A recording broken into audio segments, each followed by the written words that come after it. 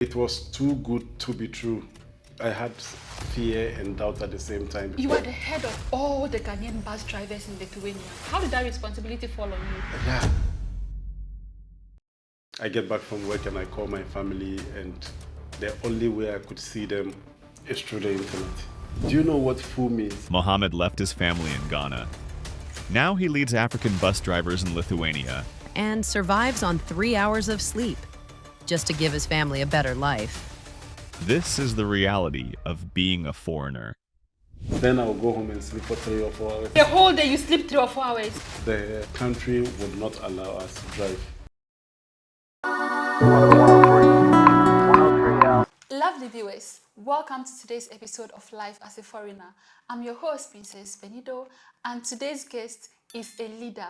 Most importantly, he's Ghanaian and a foreigner here in Lithuania. Mohammed Danah, you left your family in Ghana, moved to Lithuania, and now you lead dozens of bus drivers, all while learning one of the most difficult languages in Europe, Lithuanian. How are you doing this? Okay.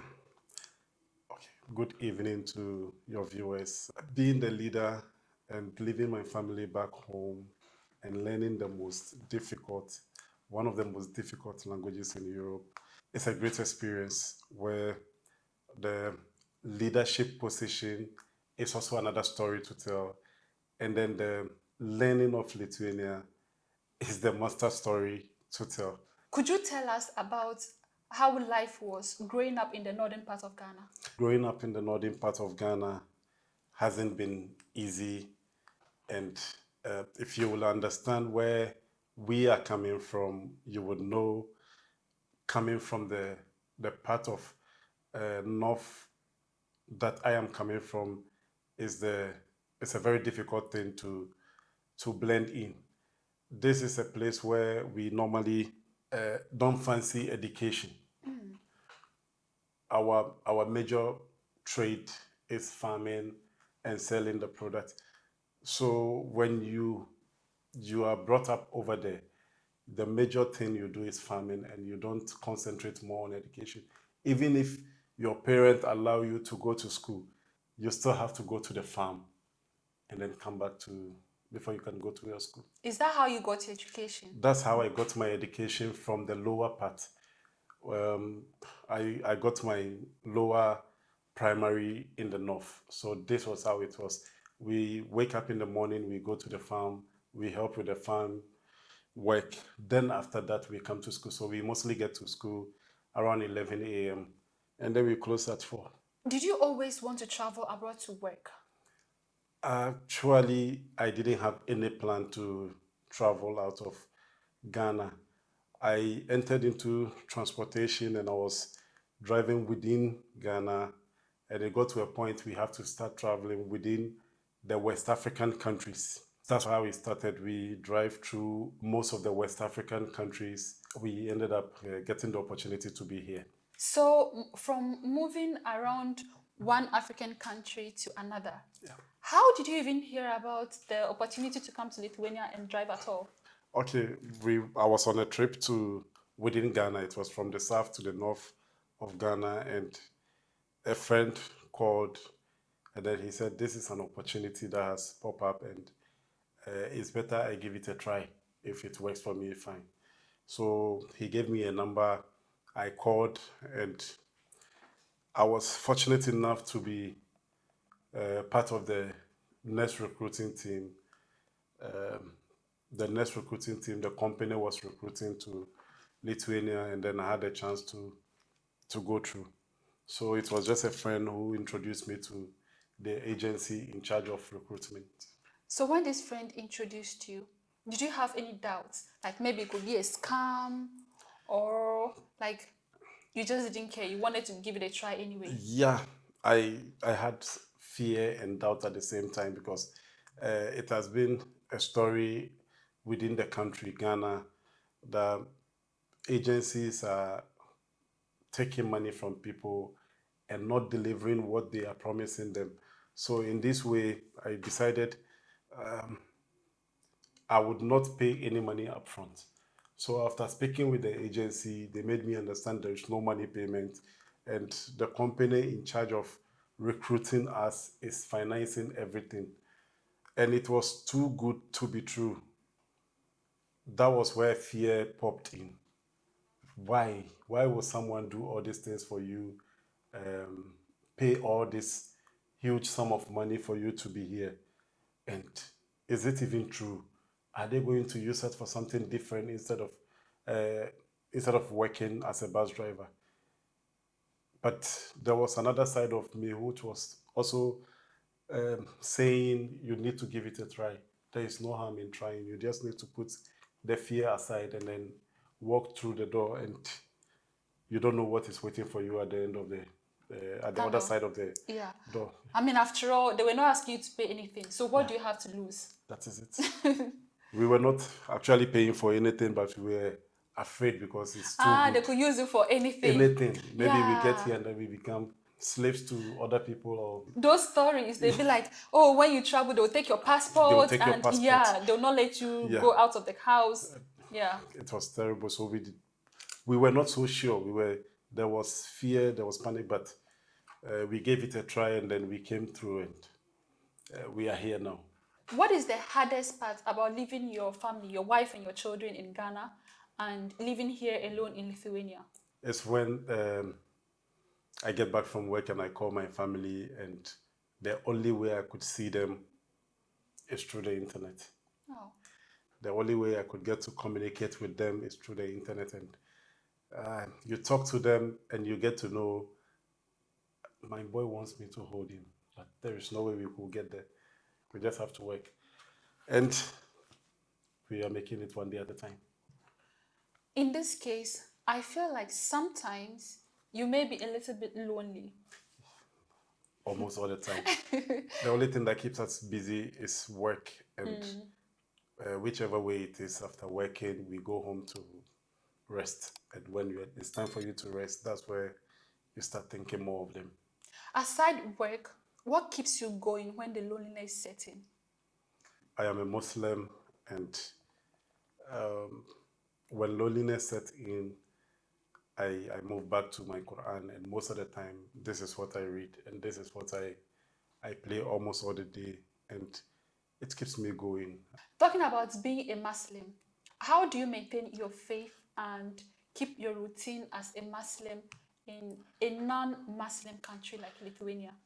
Okay, with this, it's been very hard, at the same time easier, because Islam itself has made worship so easy for us, in the sense where all you need is clean ablution and a clean spot to perform your daily prayers, and we still have time. We have our mat. When it's time for prayers, we just get this small space, provided it's clean, and then we perform our prayers. So it has changed nothing with our religion, but the only thing is we don't get time to join congregational prayers, which is something we know we will be forgiven someday, because it's the nature of the country. Yeah. Is there a mosque here in Lithuania? Yes, there are 2 mosques here. And are there Lithuanians that are Muslims? Yeah, there are Lithuanians that are Muslims. And Where are they? you will be surprised, the Imam himself is a Lithuanian. You are kidding? Yeah. Oh my God, that's so cool. Yeah, you need to meet him. He's very good. Ooh. And where are these mosques located? I need to check on the address again, but Okay. it's somewhere in the center of the town, and then one is almost at the outskirts of town. Okay. Do you ever think about going back home, or you feel like this is where you need to be right now? Home is still home. We will surely go back, but for now, this is where we are, and we are living our life here. But do you plan to bring your family here? Yes, anytime? if the opportunity is given, I will definitely bring them here. Like, aside you wanting to be close to your family, Yeah. would you say that the education system here, the healthcare, and other basic amenities are better here than it is back home in Ghana? Yes, when you look at the education. Is that why you want to bring your children to experience it? When you look at the education system, the health sector, and the system itself in place for humanity here, I think it's better off to be here than back home in Ghana, because here, so far as the dad is working, some tuition fees have been cut off. Some, not all of them, but then some have been cut off. And when your dad is like me working right now, I don't need to go to hospital to pay extra bills for healthcare. And I think if I should get my family here, this will support more, and at least the kids will get better education.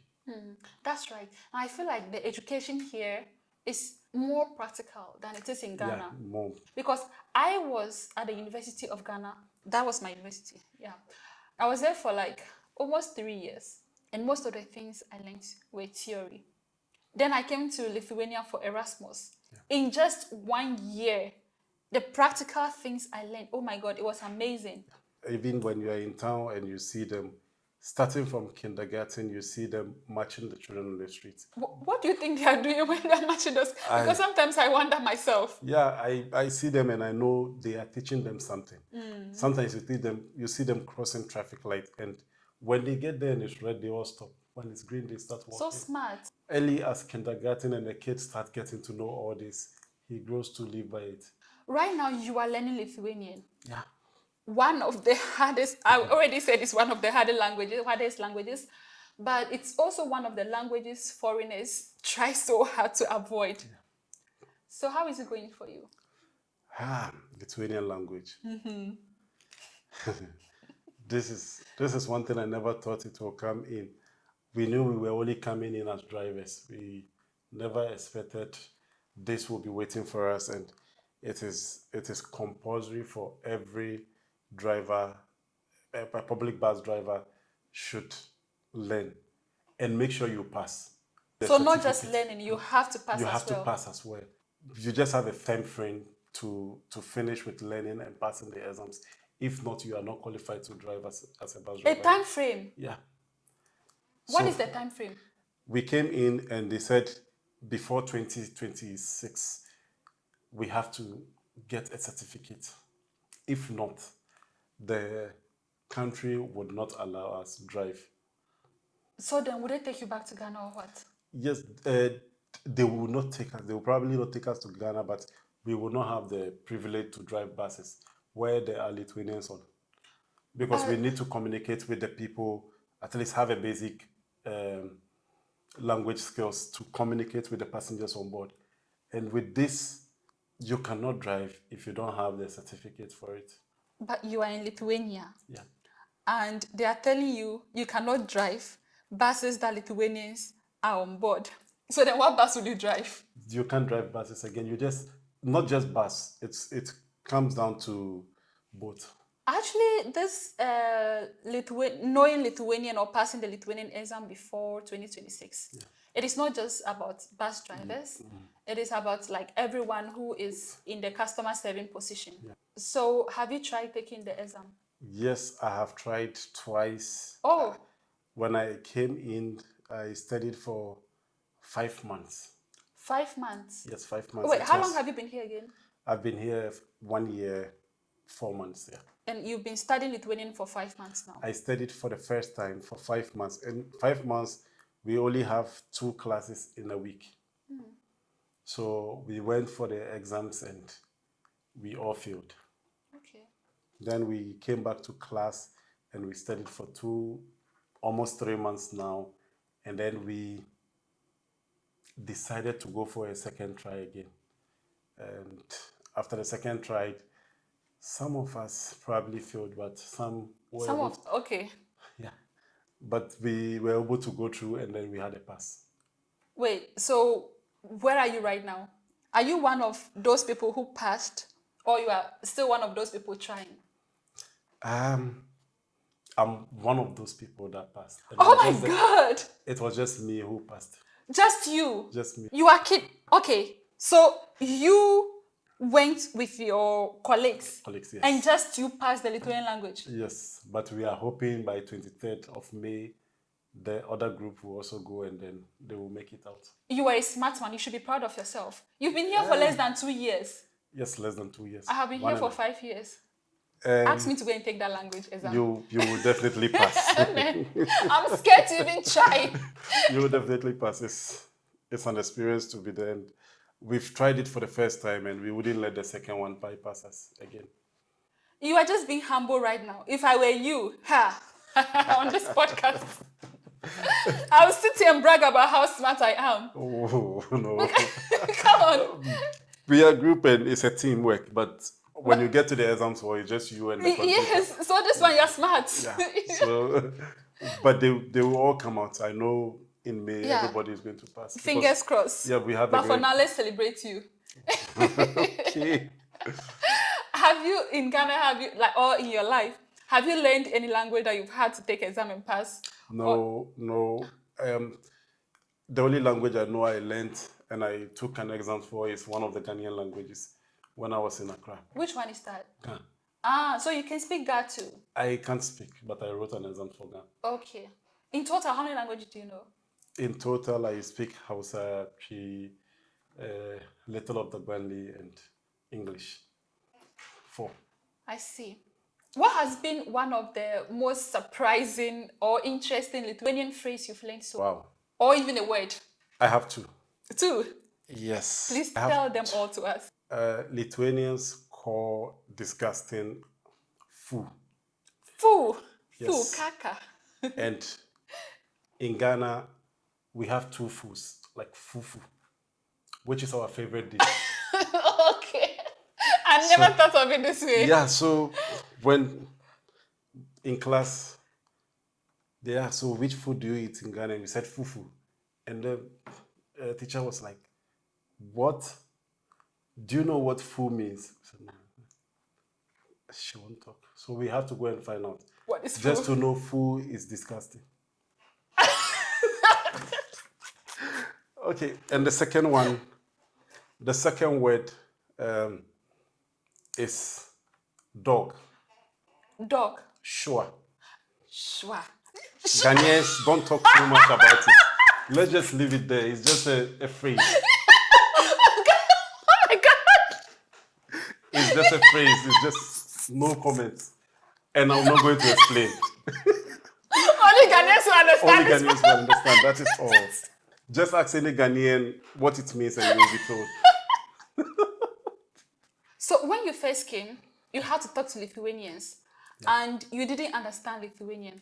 So how did you communicate with Lithuanians not understanding their native language?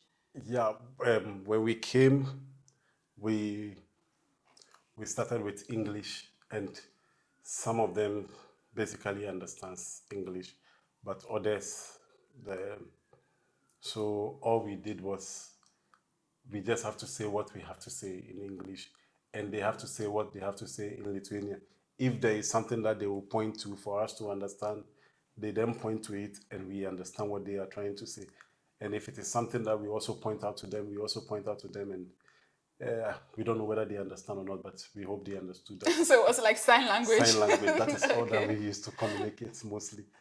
That was when we came, but now when they speak and we don't even know how to respond to it, we basically understand what they are saying.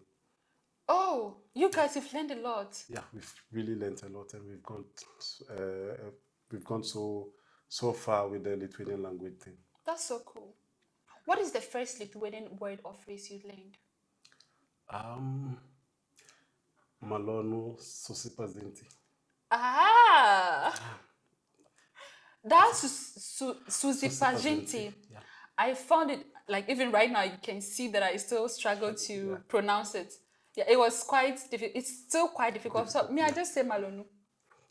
It goes this word, and it was when we landed here, I was at the dispatch, and then sadly she asked so many questions, we couldn't say anything.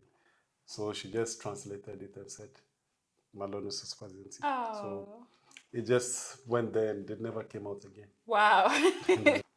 Have you ever pretended you understand what a passenger is talking about, even though you had no idea? Yes, this mostly happens.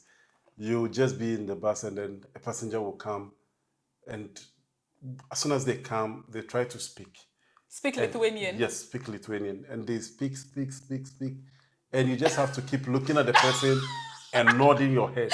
Yes, tape. Got it, tape, got it, tape. But at the end of the day, when you ask me, what did she say? I go, she's fine. Didn't you see her go down from the bus? She's okay.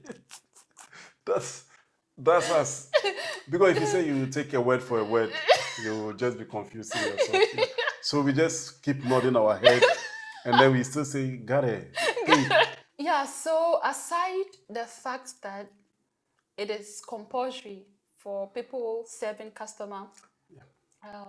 positions to know the language and pass the exam, what other reason do you have that makes the language important for you to understand? There's a phrase that says, like, when you go to Rome, you do what the Romans do.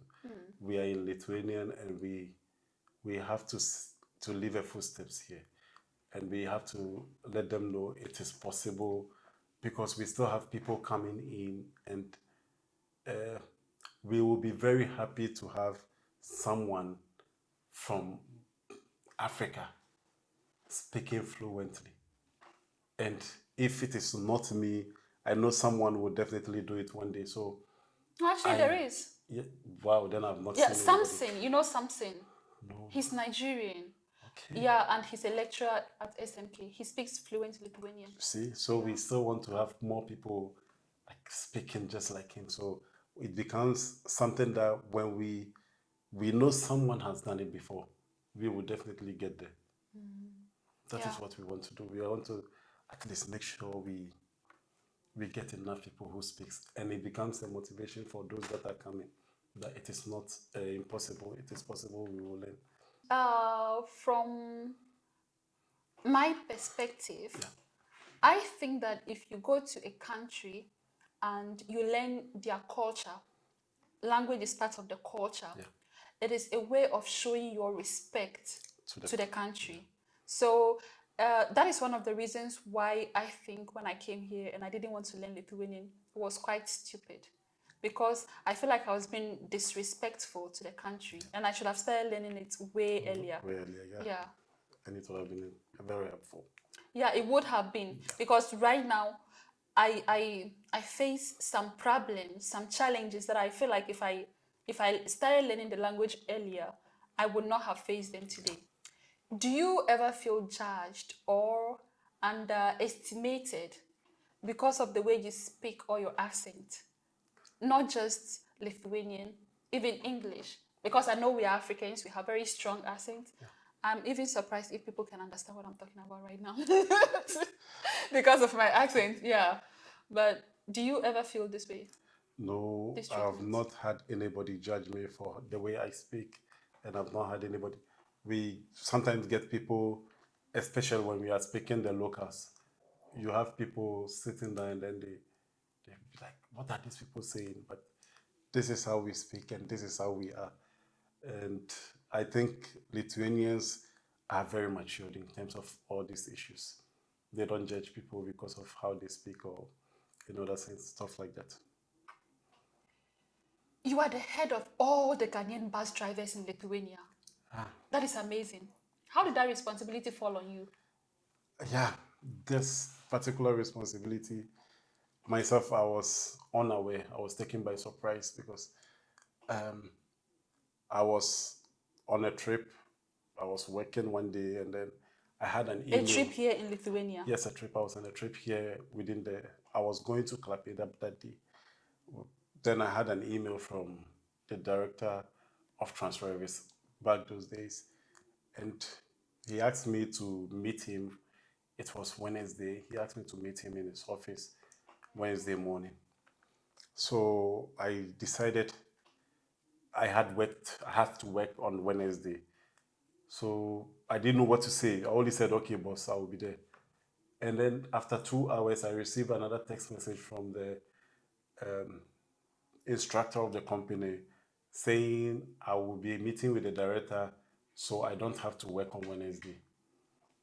So that must be quite scary. Yeah, I was taken off guard, and I was scared. I didn't know what I did wrong. Did I say something? asking questions in Vilnius, what is happening? Did I do something to anybody? Did I offend anybody? Have you heard something? They said no.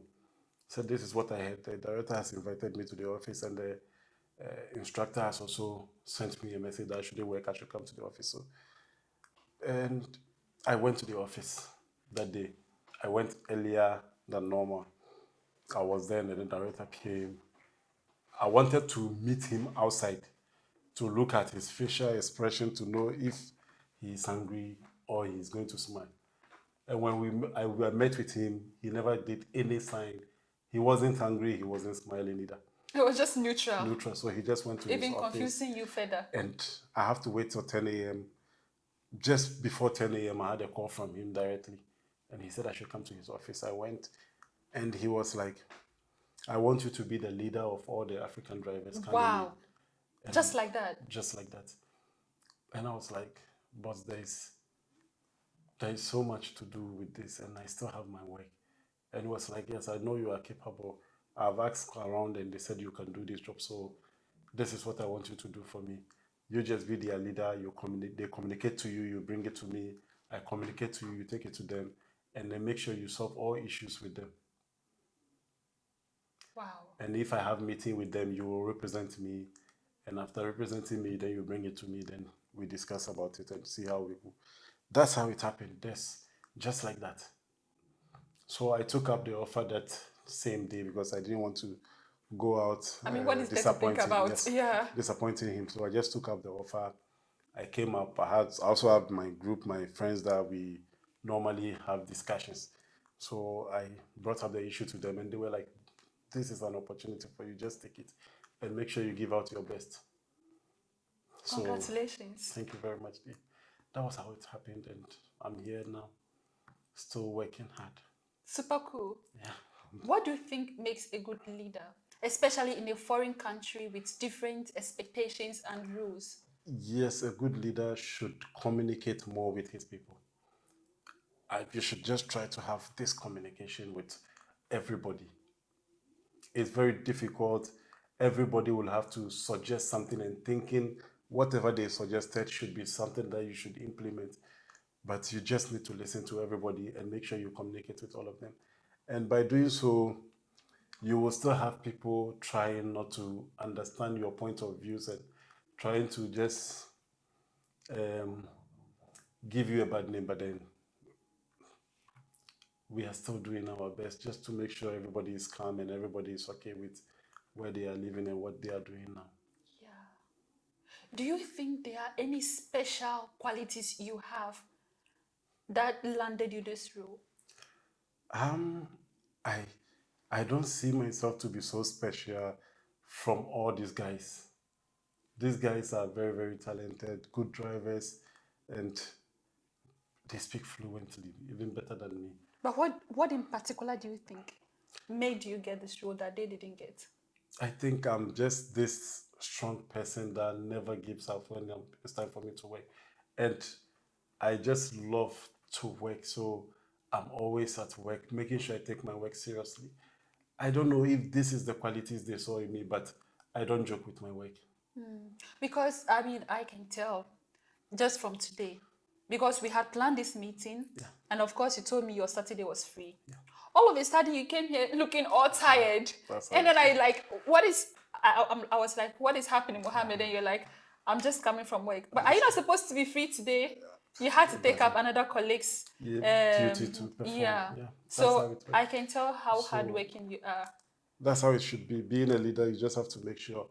And now, not just their leader, I have been promoted to the position where I dispatch. What do you mean you dispatch? I dispatch people to work. When the dispatcher, who is a Lithuanian, set up all this schedule for everybody, I have to make sure I am there as early as 4 a.m. 4 a.m. to be sure everybody leaves on time, especially my Ghanaian team. And then when they close from work at night, I have to make sure they all get transported back home. This is a lot of responsibilities you have. There's so much to do. So this is what I do mostly every day. I only have weekends to rest, and sometimes my weekends I use it to drive bus. Like today, Like today was not planned. it just Tomorrow happened. was also not planned. Monday was also not planned, but it just happened, and it could happen tomorrow. It could happen on Monday. So you should always be prepared when you are in my shoes. You are doing well. In a way, I feel like it's kind of okay that you don't have your family here. Yeah. Just imagine having your family It would have been terrible, and especially my kids and wife, they all need attention, and this is one thing I cannot give them when they are here right away. But I know with time the pressure will be eased. People will already know what to do at what time, and I wouldn't need to be at the base at 4 a.m. I wouldn't need to be at the base in the middle of the night, and I wouldn't have to work on weekends. Then I can have my family here, and I will have enough time to spend with them. Yeah. Alhamdulillah. Is that correct? Alhamdulillah. Alhamdulillah. Alhamdulillah. Alhamdulillah. Okay, let's just end it here. Yeah. Were there instances that these bus drivers came to you with a problem and you didn't know how to solve or fix it for them? There have been instances where people come with their stories, and they come with their troubles, and they come with their issues.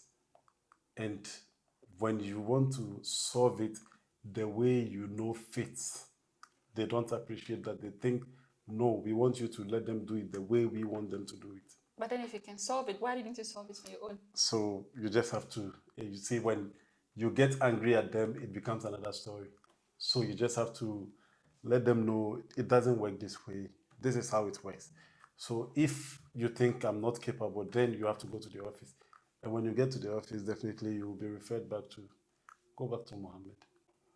And we have to do it this way. That is how it's supposed to be done. Not that we don't know how to fix it, but then the procedure in fixing is always the same procedure the company will use. But our people doesn't want to go through the procedure, but then they want a shortcut to fixing the problem. I know Ghanaians can be a handful. So most of the time we try to talk to them. This is how you should go about it. And if you agree, we will go about it this way, and it will be accepted, and everything will be in order, but just it will take time. What do you wish that Lithuanian companies and even people understood better about you and your team? Lithuanian companies and the people in Lithuania, one thing I would love them to understand about us is we are getting used to their system. We are not used to it. We don't even know their system. We are now getting used, and we are now learning more. So sometimes we will go astray in terms of their system, but it doesn't mean we are doing it deliberately. It's because we don't know. So gradually we are trying to bring everybody on board so that we would know what to do at a time. I had an instance. I was in a room. It was a shared apartment, and there was a Belarusian in the apartment, and I was with my friend, and he was sitting on a chair, and the table was very short. So he just raised his leg and put it on the table. The Belarusian went by, came back again, and asked him to remove his leg. And the guy was like, why? Then they said, it's not nice. So Belarusian complained to the house owner. Oh. And then he then invited my friend and said, this is not done here. You can't do this. You can't put your leg on the table. And we didn't know anything about it. So then later my friend called me and said, the house said, just don't do it. Was the landlord a Lithuanian too? Yes, he was also a Lithuanian, and the guy was a Belarusian. So he just said, they don't do it here. Just don't do it. Just let it go. Let it slide. Maybe in our part of the country it's short. I can just put my feet on it. But here they said they don't do, so just let it slide. That's how we are. So it's just that not that we are ignorant with their laws, but then we are trying to adapt it, and then it will be difficult. We will have a little troubles, but we are still trying. Yeah, I mean, this adaptation thing, I don't think you're the only person who is facing challenges. When I first came, I worked a customer service role, and where I was sitting was really cold. So I, I had planned to spend only 5 months in COVID and blah blah blah. So I had very few outfits as a girl. I used to sit in there with my outside winter coat. So one of my colleagues came to me and told me not to wear the winter coat indoors anymore. I was like, why? Like, I just couldn't comprehend. Like, why? If I'm cold, why can I not wear winter coat inside? And then he tells me it's just not a thing. We don't do that here. I was so confused. But like I understood him and I stopped wearing the winter coat. Later, when I got married, I was doing it again at home. And then my husband told me not to do it because like it is not okay to do that. And I started questioning, I'm like, why should I stop doing that? And then he explained to me that it's just not a thing here. Then I realized that okay, then indeed it's not a thing here. Yeah. But like the way I understood it, if I'm cold, why can I not wear winter coat inside? And they don't keep bags on the floor like this. There are so many things. You just completed junior high school, but here you are, building a life across continents. Do you feel proud of yourself? Ah, I personally think there are so many people out there with no education and they are doing so many great things. So I wouldn't be the first and I wouldn't be so proud of myself because I have not gotten to the height I want to get to. If I get there, then I will look back and say, now I'm a proud man. But do you not think it is important to celebrate little wins? Because Yeah. God, I celebrate little wins. I do. Yeah, it's very good to celebrate little wins, and I am doing that by appreciating my God with where He has brought me so far. But I know He's taking me further, so I have to concentrate on getting there first. What do you think your kids will say in the future when they finally understand the sacrifices you are making for them today? Okay, my 13-year-old daughter already understands me. Ah, Yeah. And anytime she calls, the first thing she does is to say, Daddy, thank you. oh, Even if I don't do anything, even if I don't buy her anything, she'll just say, Daddy, thank you. Then I'll ask her, why? Daddy, thank you for working so hard for us. she's so smart. Yeah, she's just 13 and then she will pray for me. Then give it She to the prays for you. Yeah, she will pray and then give it to the little brother who is now 10 years. And then he will also pray. Then we proceed. That's how my kids have been all the time. So I have these great prayer pillars behind me, always praying for me. And I have a wife who always prays, and she will dedicate all her time in prayers. You got a good wife.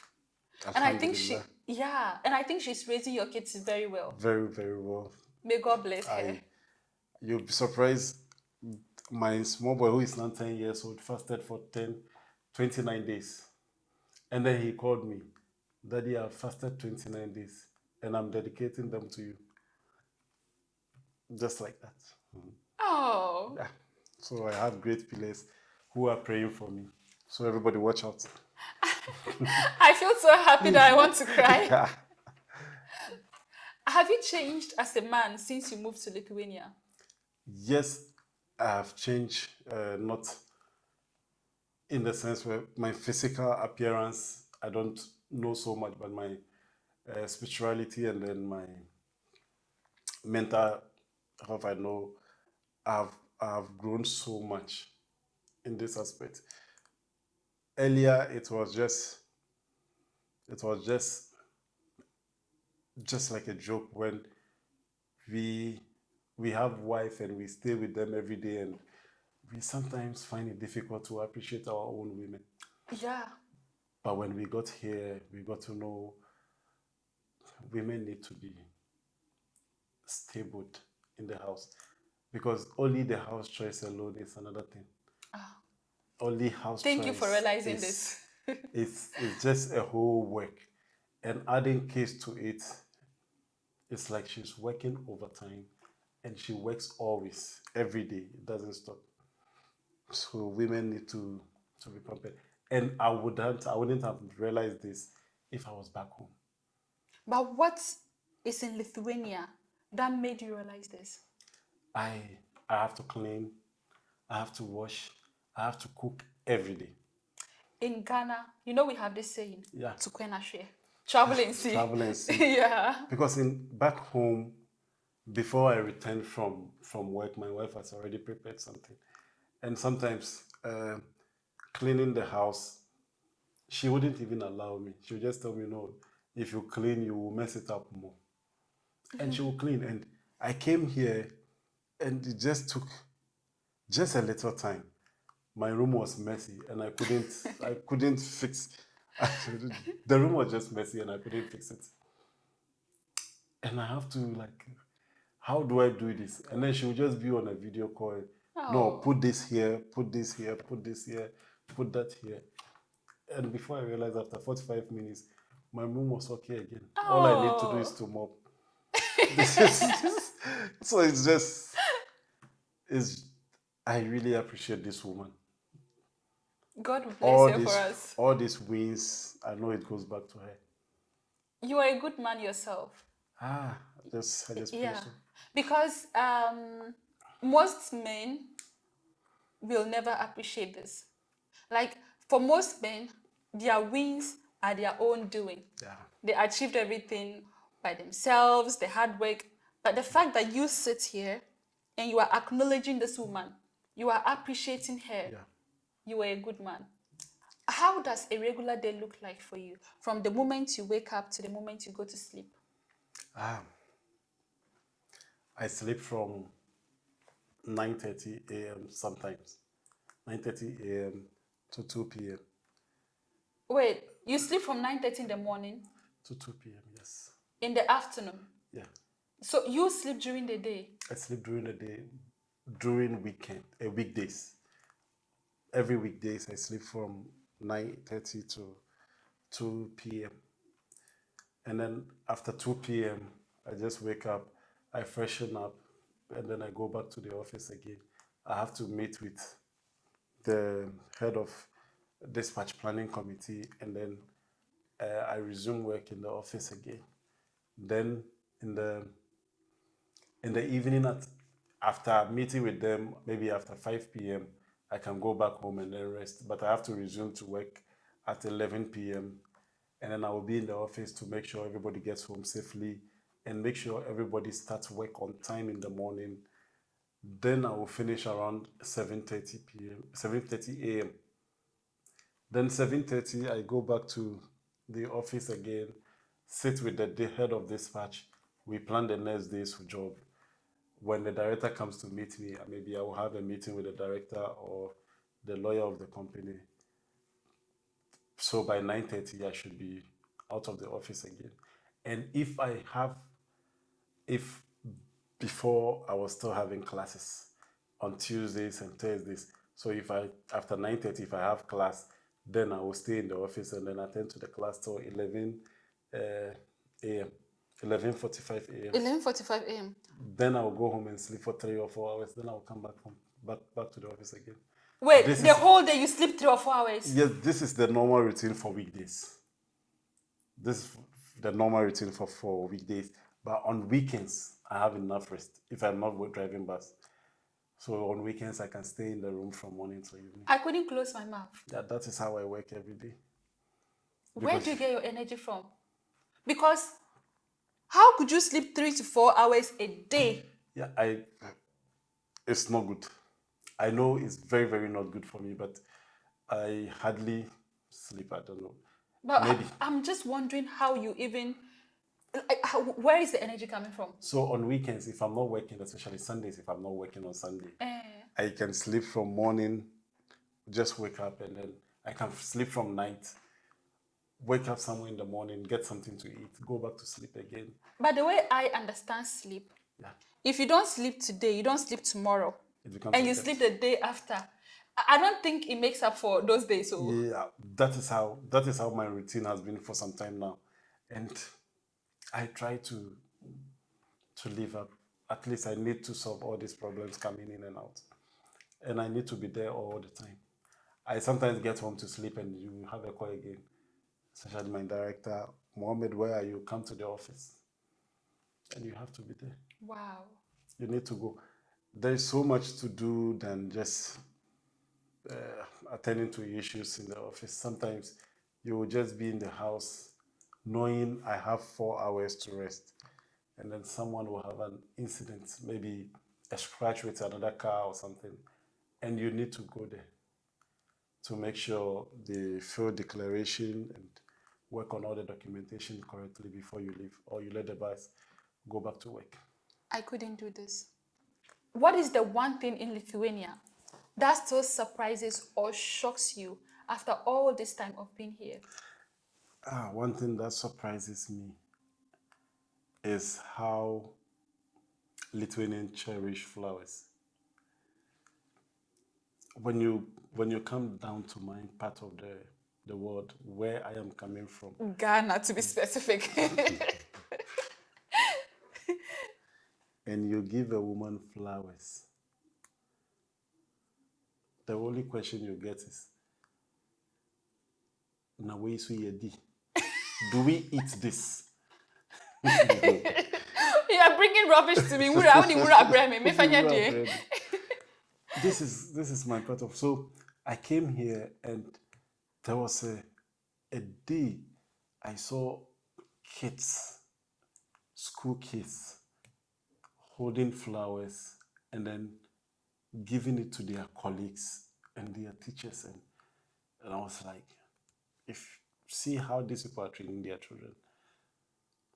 But you see, my part of the world, when it's occasion and you take flowers to someone, it becomes an insult. So I don't know how Lithuanians do it, and I don't know where they keep their flowers. But in Ghana, we don't do flowers. We have so many things going on that flowers was not. It's not flowers can never be part of our activities. If you want to impress the girl, You bring food, bring money. food, bring money, and then you go and take flowers and you'll be surprised as soon as giving flowers and then you get a hug and no, Ghana, no. We don't fancy flowers, I think. Just get something different. I see. Have you experienced any kindness in Lithuania that really touched you? Kindness, yes. I could remember once I was driving a bus from Soletikes to Pilati, and a lady walked up to me on the bus. And then when he got to me, he said, "We saw you on television." And I was like, "Wow, really?" So he said, "Yes, I saw you on television." And then when I confirmed that, yes, it was me, she then turned and then spoke with the people on the bus. And what I realized was, as soon as she finished talking, she started clapping. Wow. And then the whole bus started clapping. And they were like, For you? yes, for me. And I was sitting there driving. I was asking myself, God, what is happening? Why is these people clapping? And what did I do? What did I say? So later she turned again and looked at me and then told me, "We really like what you said about our aged people, our old women and men." And I was like, I didn't know this would go this far. Oh.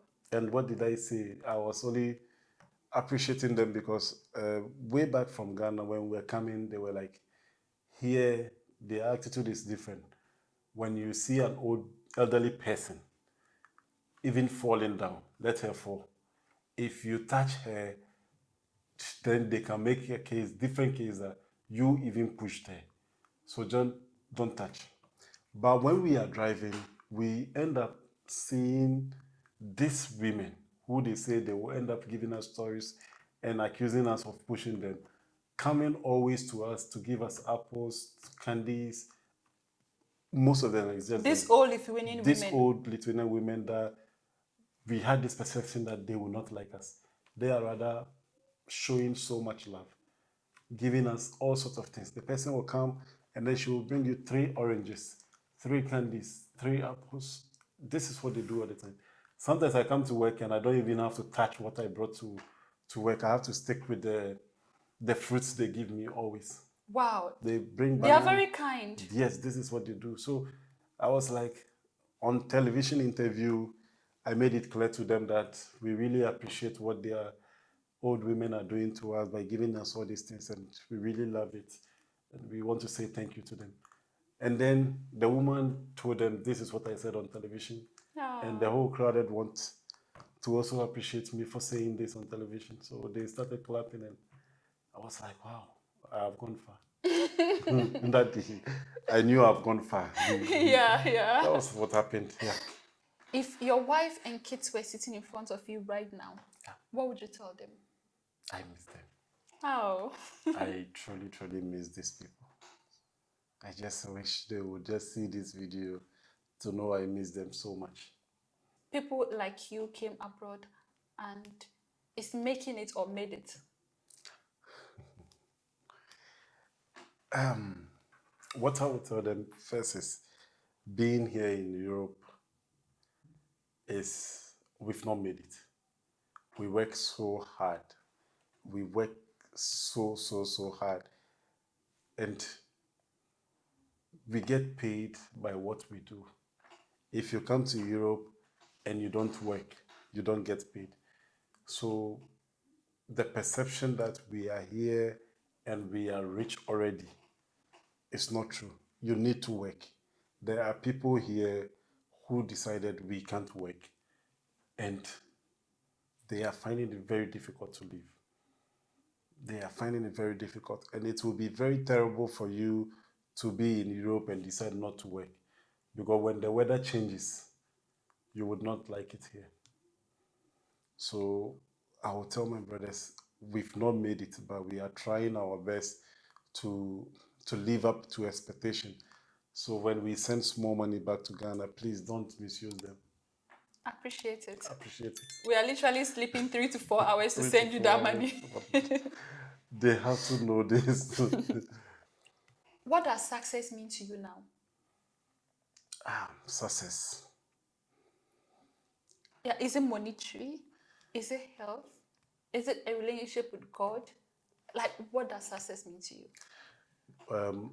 In my point of view, success is when you are blessed with so many things, not money. Okay. Money isn't success. Success is when you look out to, let's say, a family, your family. You look out to your family and you are proud how you brought them up. You cannot have money, but you can bring up your kids in a way that when everybody sees them, they see greatness in them. This is what I call success. We wouldn't want a situation whereby we will have our kids joining a bad gang, or doing what is not right to do. So when you ask me for success, I think having a great family, and when people see your family, they see them to be coming from greatness. That's my definition for success. And I'm proud of my family because I know I'm raising great kids. Would you let your children do what you did? Leaving home and going to somewhere very far away, starting a new life all over again? Would you let them do that?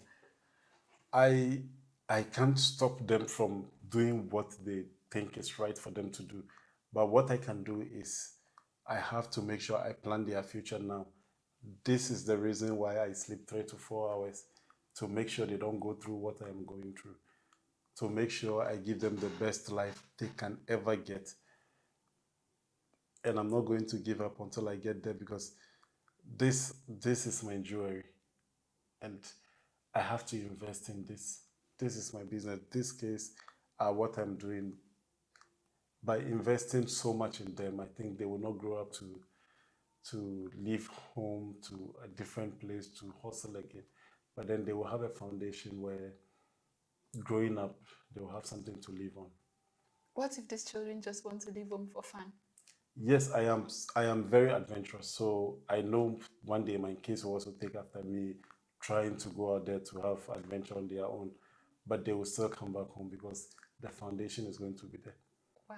You are so optimistic. Yeah, they will still come back home. We need to make a great foundation back home, where even if they go out, they still remember and then they want to come back. I cannot emphasize this enough. I think you are a great man. I And just hope so. yeah, I really hope that most men will look up to you, because I think you are showing like this. I don't even know how to put it. You are just leading this example that I really wish most men can see and follow. May God bless you. Amen. Yeah. Please finish this sentence for me. I This always is the ask, difficult. This is the difficult part. how do you know it's going to be difficult? I know. I always ask this to all of my guests, so I cannot leave you out. Okay, finish this sentence. Being a foreigner in Lithuania has taught me that. Being a foreigner in Lithuania has taught me never to give up and always keep pushing. Okay, that's cool. Yeah. Okay, Mohammed Danah, Yes, dear. it was a real pleasure having you here. Do you have any message at all that you want to say to anyone watching us right now? Okay, I have a quick message that I want to pass across, and I hope it gets to the right people. Lithuania. We want to appreciate Lithuania. We want to let the people of Lithuania know we really appreciate them. And the first, You, the bus drivers here. we the bus drivers here, and the first group of people we want to appreciate is the government for putting up so much trust and letting us into their system. And then, secondly, to the management of Trans where I work, for having so much hope in us that we can do this. Thirdly, to people of Lithuania, they are not left out. We really appreciate each and every one of you. And when you see us, just talk to us. We are friendly. We really want to talk to you people, but we don't know how. So talk to us and we will respond. Or maybe you should try talking to them too. Yeah, we are shy people. Ghanaians are very shy. Are Ghanaians really shy? Ghanaians are shy. So please talk to us and we will respond to you. Okay. Okay, guys, you heard him. He claims Ghanaians are shy. Yeah, I am not too sure about that, but okay. Yeah. Okay. Once again, thank you so much, You're welcome. Mohammed Danah, for agreeing to do this with me. You know, I really treasure you. You are an inspiration. Whenever I see you, I just feel so inspired. And right now, you've just motivated me to sleep a little bit less and work a little bit Do more. sleep. Do sleep. It's really, really important. But I also want to build a future and a foundation for my No, family. but you not know? sleeping will not help. Try to sleep enough. Okay, all right. I will take your word for it. I will take your advice. Yeah. Okay, guys. Thank you so much for watching until the end. I hope you enjoyed this episode. And that being said, I will definitely see you in the next episode. Have you learned how to say goodbye? I mean, of course I know you know. So please, let's say goodbye to our viewers. Visogaro. Oh, Visagaro. Bye. Bye.